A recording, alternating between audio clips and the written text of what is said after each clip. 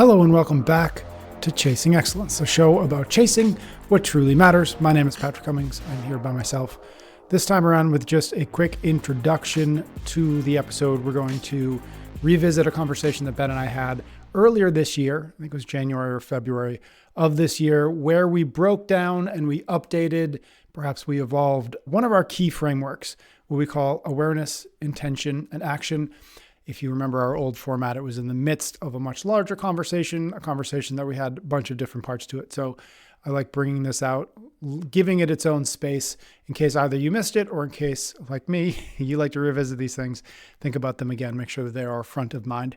So this is, again, one of our primary frameworks, the one that we talk about, we mention all the time, awareness, intention, and action. We're going to jump into it in just a second. But first, a quick reminder, chasingexcellence.email. Head over there, get on our free newsletter list. It's the best way to get questions into future episodes, which is really helpful to us, as well as get more content from us and perhaps even jump into the Chase Club, which is our premium membership where you'll get ad-free episodes, as well as bonus content, book clubs, and some fun things that we are planning. Chasingexcellence.email. The link is in the show notes. Let's get into this conversation about awareness, intention, and action.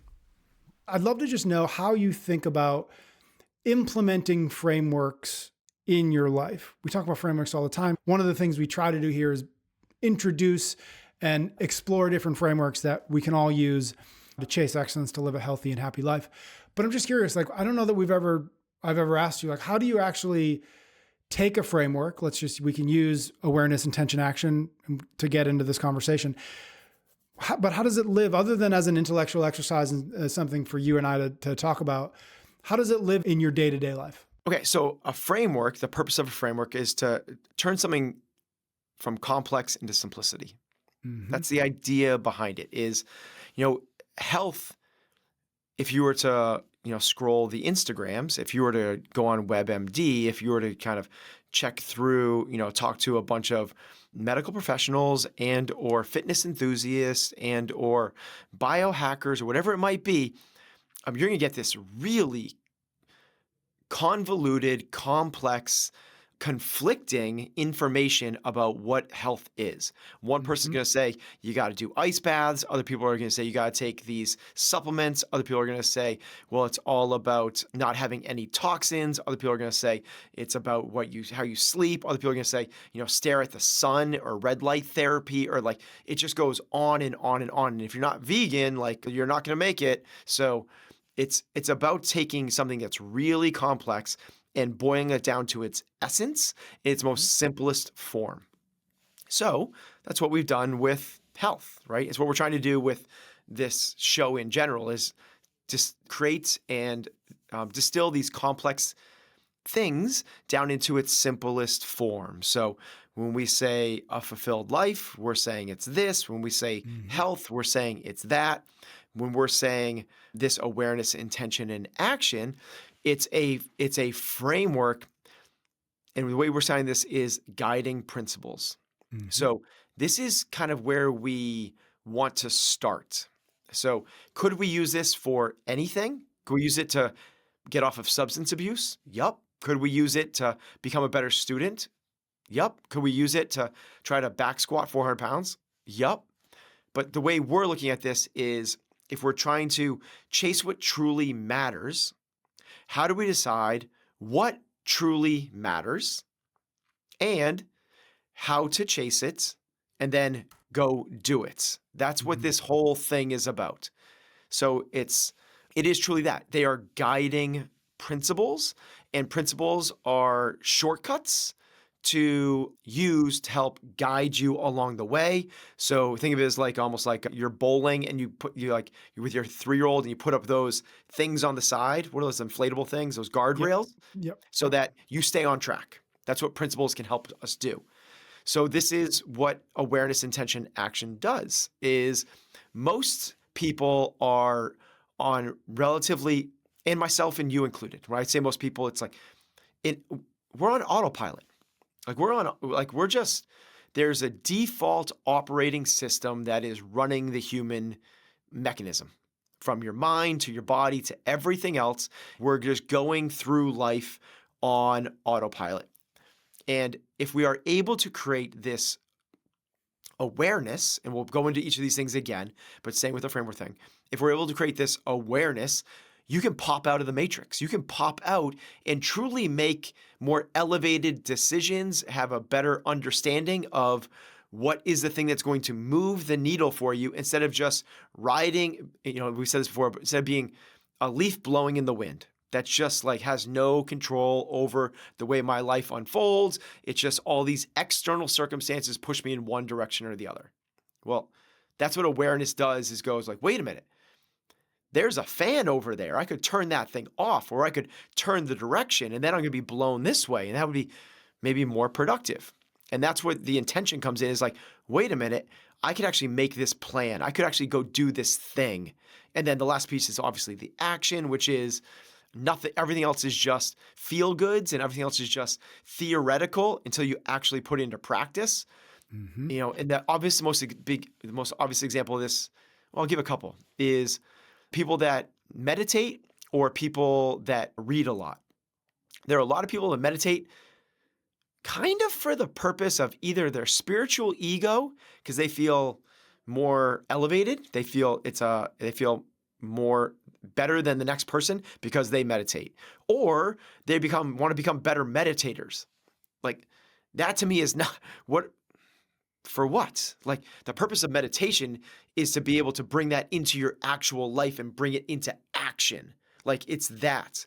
And then reading is the same thing. People read to finish a book because they like the dopamine response of that accomplishment of like, I have now read a book, and instead of reading the book to learn from the book and implement it into our lives. So that's where the action part comes into this. So this framework of awareness, intention, action is one of the ones that my wife and I fall back on all the time in conversations. She uses it in her kids program. I think that, probably second to eat, sleep, train, think, and connect for the 5 factors of health. It goes ahead of that because you need to understand this before you get to that. But in terms of impact on my life, those 2 frameworks are probably 2 of the more powerful ones that I've come to realize and put into a part of my life. Love that. Okay, so let's dive into awareness, intention, action, and I'd love to kind of keep in mind stories of, examples of, or just theoretically how it does show up in your life as we go. But let's start with awareness, since it's the place we start. What does that mean? What are we talking about? Why is it the beginning of these? Why is it the first of these 3 guiding principles? Okay, so as I just talked about, like, we're on autopilot. And if you don't override it, you're not supposed to not be on autopilot. You're supposed to run on an algorithm, which is inputs in equal outputs out. That's the way we work. But we don't have to. You're not born this way, but we don't necessarily need to operate that way. And it's not a very optimal way to live. But if we want to elevate, we need a certain level of awareness to be able to do that. What the heck am I talking about? Okay, so you are living your best life. You're in a good mood. You're doing your thing. All of a sudden, you pick up your phone, you check your last post, and you see the first 3 comments are negative towards you. First one is like, whoa, Patrick is packing on the pounds. Hey there, chubby. Next one is something like, who the heck does this guy think he is telling us what to do, right? The next one is like, Patrick isn't as smart as he thinks he is. Okay. So we were going along, doing our thing, doing our best self, and then this external factor came in and triggered us. If we have awareness of that, we can work with it. Otherwise, what happens is you start going down into the sewer cycle, because we've talked about this before. But what happens is trigger happens.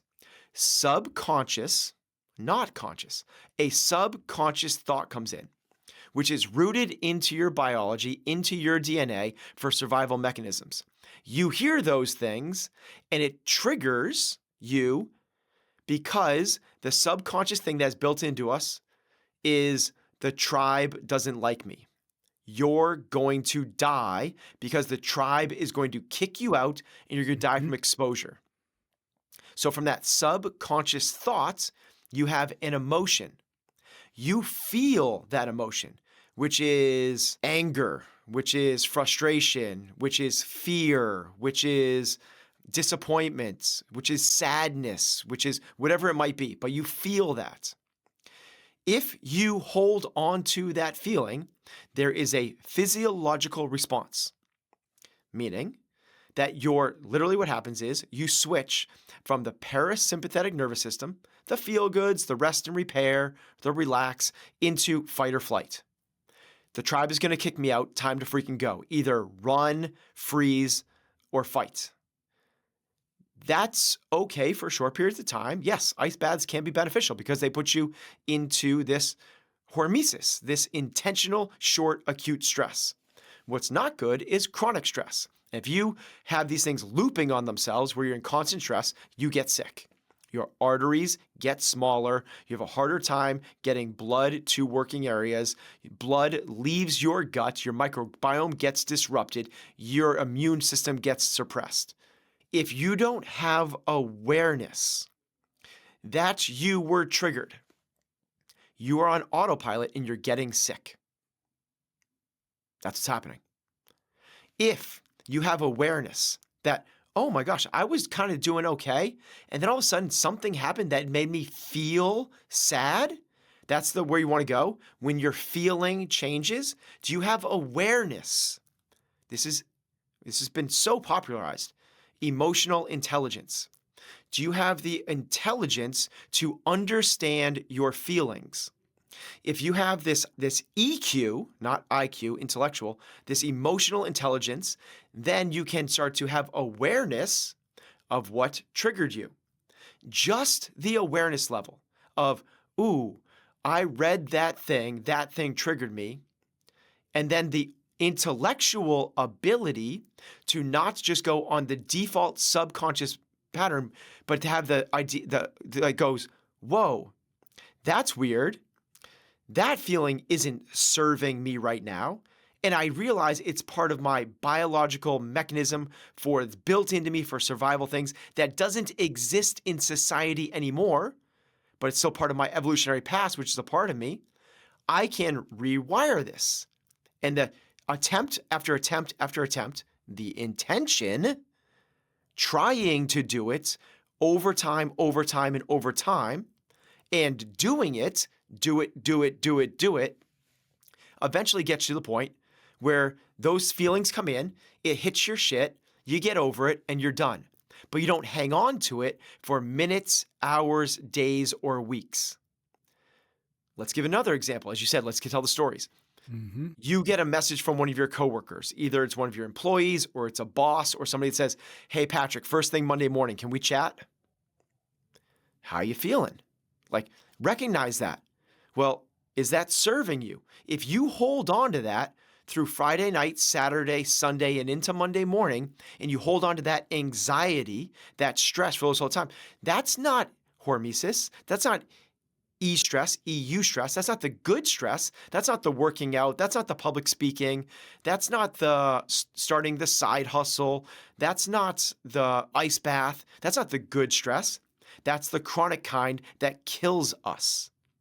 And I'm just using this as one small example of where awareness, intention, action can live in our lives, because we could use this in terms of, what do I want to do for my career?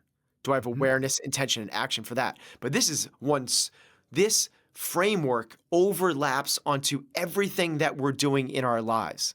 How do we become healthy? Well, you need awareness, intention, action. How do we become healthy?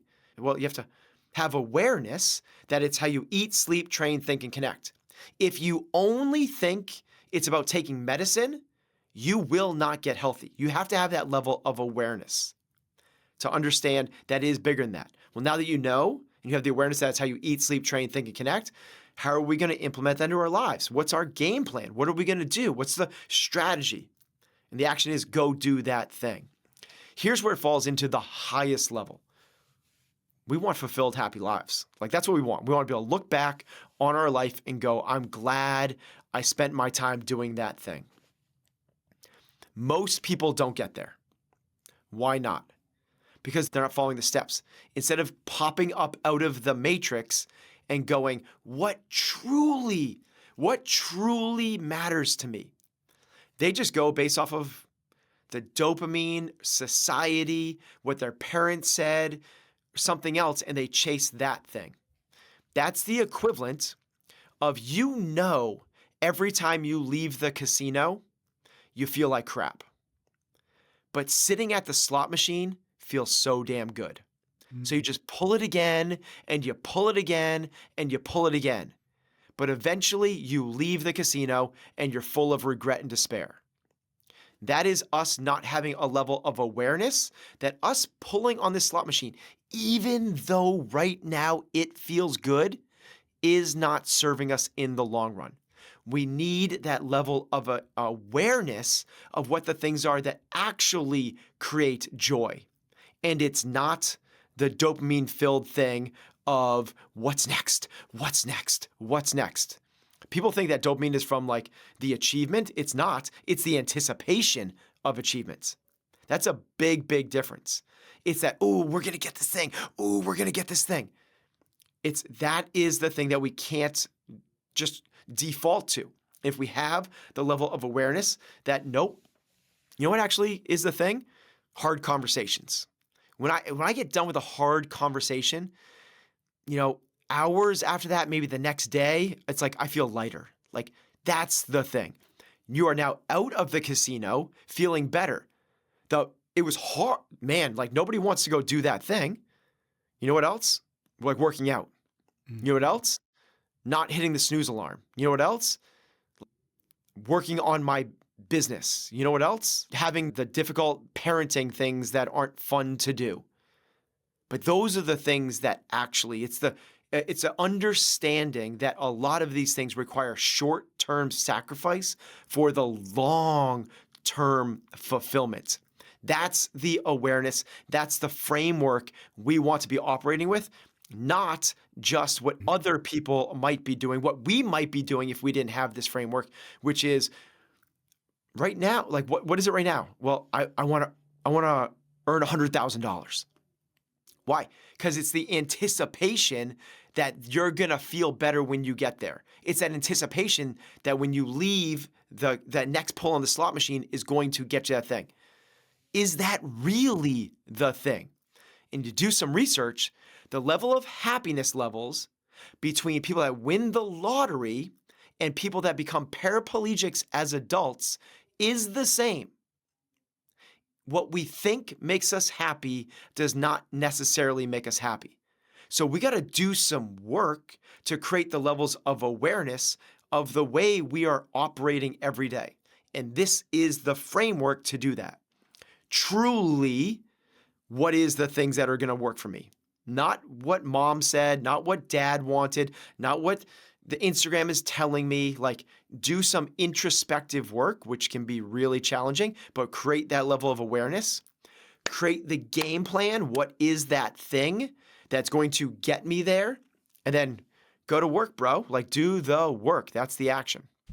We'll be back in just a few minutes, but let's say thank you to a few sponsors that help us make the show possible. We're brought to you this time around by the Defender series of vehicles. If you're ready to tackle your greatest goals and embrace the impossible, it's time to explore the Defender lineup at LandRoverUSA.com. Imagine setting off on your next adventure in a vehicle engineered to meet challenges head on. The Defender is not just an SUV, it's an icon of adventure, reimagined for the modern explorer. Whether you're navigating rugged terrain or city streets, its legendary capability lets you explore with confidence. The Defender is fully equipped for 21st century adventures with cutting-edge technology. The next generation Pivi Pro infotainment system keeps you connected, while 3D surround cameras and ClearSight ground view help you anticipate obstacles, making every journey just a little smoother. Plus, with its robust materials and customizable driver displays, the Defender is as durable as it is intuitive. And remember, there's a family of Defenders to choose from, including the 90, 110, and 130, which specifically offers seating for up to 8 human beings. I don't even know 8 human beings, but if you do, don't just reach for your aspirations, embrace them with the Defender. Visit LandRoverUSA.com today to design and build your own Defender and embark on your own journey. So what's your next adventure going to be? Explore the full Defender lineup now at LandRoverUSA.com. We're also brought to you by a new sponsor, SiPhox Health. Let's talk about an incredible tool to enhance your health journey. SiPhox Health's revolutionary at-home blood test. Visit SiPhoxHealth.com/excellence for an exclusive 20% off your at-home blood test kit. Imagine no more clinic visits or long waits. With SiPhox, you can collect a few drops of blood right at home and get insights on 17 essential biomarkers. SiPhox makes it exceptionally affordable to track your health regularly, having slashed the cost of traditional blood work by over 88%. This means anyone can now access regular testing without breaking the bank. These tests provide a complete health overview, including key markers like vitamin D for mood, cortisol for stress, and testosterone for energy. Plus, you can combine these results with data from your fitness trackers for actionable, science-backed recommendations. If you're serious about optimizing your life, these insights and convenience are a game changer. So don't wait. Stay on top of your health goals and measure your progress with SiPhox. Go to SiPhox Health, that's SiPhox health.com/excellence to get 20% off your kit today. SiPhoxHealth.com/excellence. Okay, let's get back to the show. In the awareness part of this process, in the awareness part of these three, this particular framework, it strikes me as really important to bring to that awareness curiosity and not judgment. Because judgment can be a great big wall we put in the way of understanding. And if we put something in the way of understanding, we set something up that is in the way of our intention and certainly in the way of our action. But if we put curiosity into it, then we're in a state, a mindset where we say, oh, interesting. Why? Okay, maybe that's why. What am I going to do about that now that I've gotten a little bit better or a little bit clearer understanding of why I'm doing this, why I'm responding this way, why I was triggered in this particular way. So I think that's really important to remember, is that it is awareness for awareness sake, but bring to that awareness the right weapon. And in this case, that right weapon is curiosity. It's a question mark, because only with that question mark can we then go to the next step, or certainly easier, which is that, okay, got it. Now what? This. Now I'm going to implement that. Yeah, I think it's twofold. I think it's curiosity, and I think it's perspective. So the curiosity one, absolutely. Judgment is going to be our enemy. To fight that, we want to fight that enemy with a weapon of curiosity. You're absolutely right. And to the point of that sequence of the way that the mind works, which is trigger, subconscious thought, emotion, and then physiological response, that what we want to do is question emotions. That's exactly what you're saying, is don't just take them for granted. Like, here's an example, a personal example of this: awareness, intention, and action. I started to become aware that when we would, as a family, start packing to go on a trip, I would start to get pissed off. I would get really frustrated, and I would, to the point where, for the first 30 minutes of the car ride, I probably wasn't, as friendly and as awesome to be around as I could have been otherwise. And I started to question. I started to go like, I knew why, but that's wrong.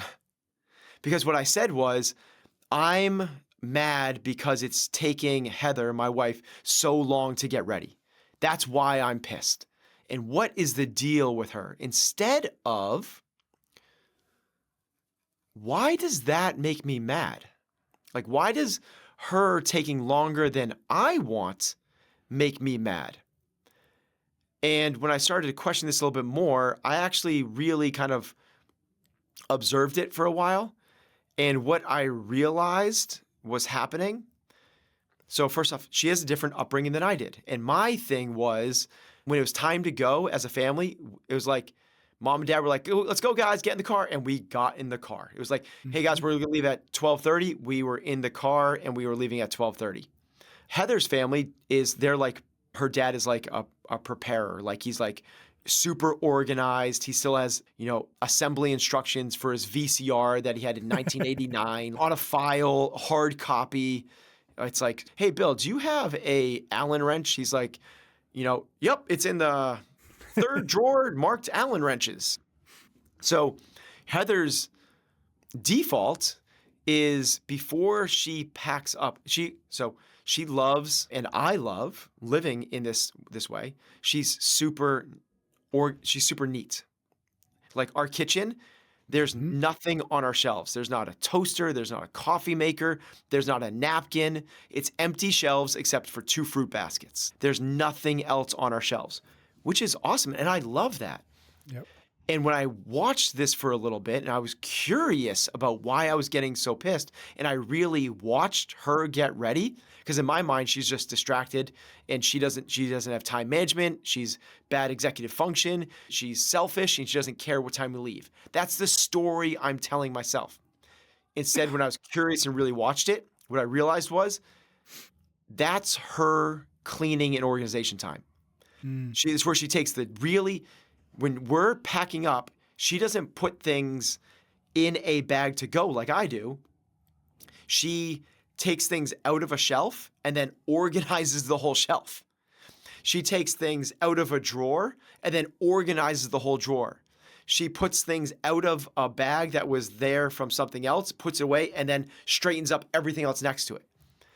And what I realized was I value living in a clean, organized house more than I do leaving on the time that we said instead of 18 minutes later.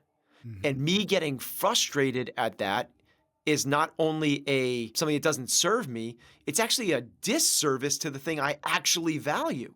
Yep. So I was like, that stopped being a trigger for me. I was like, I want her to go do your thing. I'm going to find something else to use up my time knowing that we're going to be 18 minutes late. And I'm just not going to get frustrated with this thing because it's a thing that actually works for me. So that level of awareness, all of a sudden, that's the reprogramming. We are not algorithms, A in equals B out. You get to rewire that thing. The way we get to rewire that thing, other than other animals, if a deer hears a loud boom, it startle flinches. It doesn't get to think about that. Sometimes it runs right into traffic. What we get to do is go, that thing triggered me. Wait a minute. I get to actually decide how this plays out. Because we are cognitive beings. We're the only ones that get to think thoughts about our thoughts. Every other animal is just reactive. We actually get to not just react, we get to question our reactions and choose a different response.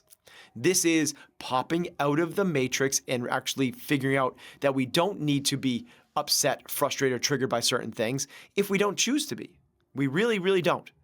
And we start with the small things, right? Which is someone cut you off in traffic, which is the workout isn't your best workout, which is you didn't PR today, which is boss said, can you do another revision on that? Like all those things that used to really set us off. Let's just start to work with those things. So that's the curiosity. But to pull up all the way back to the perspective thing as well is the idea of when we leave the casino. Like when we are looking back on this is the other part we want to have. When we are looking back, is this the way, is this what we want? And, the easy part of that is the saying, you know it, everyone knows it. If you're not going to remember this in 5 years, don't give it 5 minutes right now. That's perspective 101, which is that guy cut you off in traffic. You're not going to remember this in 5 years. Why are you letting this eat you up? You know when you're going to remember it? When you run him down, flick him off, ride his bumper, he slams on the brakes, you almost get in an accident, he pulls over, you pull over, and you have this fisticuffs, and that's when you're going to remember it. It's not going to be a good thing to remember. That's you leaving the casino going why did I do that? Why did I sit there? Because it felt good in the moment. You were giving in to those animalistic impulses. We need to override those. We can override those. This is what a productive, fulfilled life looks like. What have you found to be the most effective mechanism for recognizing either, and I'm thinking recognizing sort of in retrospect, maybe 30 minutes into that car ride where you're headed up to ski and you left later than you wanted. Do you have any sense or any advice on where to begin for anybody who feels like, yeah, more often than not, I'm not popping my head up out of the matrix as much as I would like or as effectively as I would like? Yeah, when I was training elite athletes, we used to have this saying, which is champions have hindsight in the present moment, Mm-hmm. right? Which is with enough separation, everyone is level-headed and makes the Yep. right decisions, right? Yep. So you go, oh, I probably shouldn't have run that guy down in traffic and got in my car and knocked him out. Now I'm Mm-hmm. spending a night in jail. Like, I wish I hadn't done that. Like, the same thing with an athlete. Athlete goes like, man, I really wish I hadn't lost my crap on that referee. I wish I had just let that go and stayed really focused on the game and, what we were trying to execute as a team instead of totally getting thrown off and totally getting rattled and getting kicked out of the game. Like, oops, like champions operate with hindsight in the present moment. So how do we do that? And it's becoming aware of when you're, the way Heather and I say it is, and sorry if you're in the car with the kids, but it's when your shit gets hit. Like you feel your shit getting hit, like something inside of you changes. I feel it in my stomach. Heather feels it in her chest. Other people feel it in their temples, or their neck gets tight, or there's tension, or they clench up, or something, you feel something. Something I get changes. tired. Wow, crazy. Yeah. Yep. So when you feel that, here's the thing, like when you feel that, as your to point, curiosity, question it and go, okay, what made me do that? And most of us can get there real quick. If you just go like, Mm-hmm. what caused that? Well, it was my boss saying like, we got to talk Monday morning. Okay. How does that help, Ben? Like just that. And then you just like, just that awareness, that right there pops you out of it sounds like nothing. That pops you out of the default operating system of the subconscious mind running the show. What you're doing is going out of being an animal into a human being. That's crazy bonkers, so far advanced. Like Mm-hmm. just that idea of like, wow, I felt my stomach feel weird when my boss sent me that text saying we got to talk on Monday morning. That triggered that thing for me. Okay. I don't necessarily need to worry about that right now for the next 72 hours till Monday morning. And when I feel that pop up, I'm going to try to like work through it. That's the idea, is like, I'm going to try to work through it. Now, this is like, we're taking awareness, intention, action into a very narrow thing, which is working when you get rattled. But again, just to zoom back out again, this is not awareness, intention, action for mental toughness. That's the conversation we're having right now. Awareness, intention, action happens for everything. What should I do for a profession? Where should I be spending my time? What do I want with my life? All of these big, big, big things that we want to do. This is the framework that we want to operate with at all times. So I used to think that the most important question we could ask ourselves is, what should I be spending my time on right now?